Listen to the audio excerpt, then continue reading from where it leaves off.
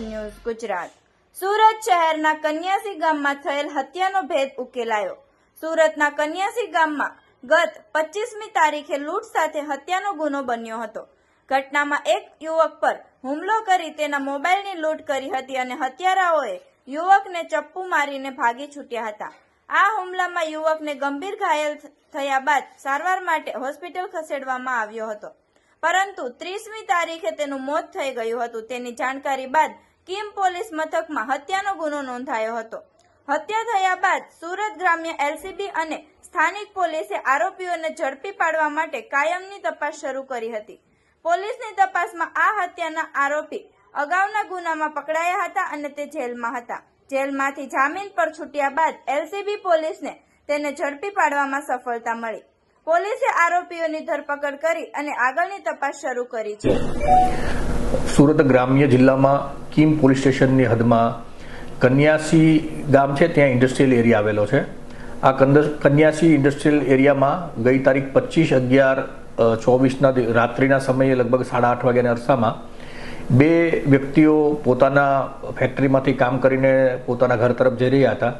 એ વખતે એક પિહાન નામના વ્યક્તિ કે જે ઓરિસ્સાના વતની છે, એ અને એમના મિત્રને બે મોટરસાયકલ ઉપર 3 અજાણ્યા ઈસમો આવેલા અને એ લોકોએ તાત્કાલિક નીચે ઉતરી અને ચપ્પુ બતાવીને મોબાઈલ ફોન લૂંટવાની કોશિશ કરેલી।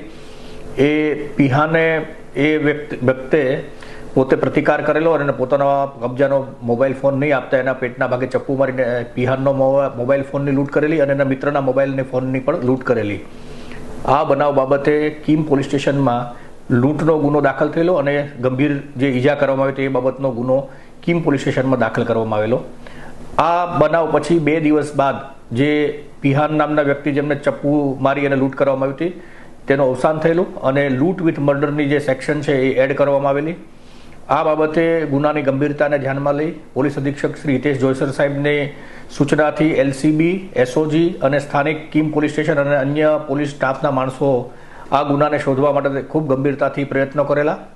એલસીબીના પોલીસ ઇન્સ્પેક્ટર શ્રી ભટોળ અને પોલીસ સબ ઇન્સ્પેક્ટર શ્રી શકોરિયાએ રાત દિવસ મહેનત કરી ટેકનિકલ સર્વેલન્સ, મેન્યુઅલ સર્વેલન્સ, સીસીટીવીના એનાલિસિસ અને પોતાના ગુપ્ત બાતમીદારોને કામે લગાડી ઘણા બધા લોકોની પૂછપરછ કરી, ઘણા બધા સીસીટીવી કેમેરાઓને ખંગોળ્યા।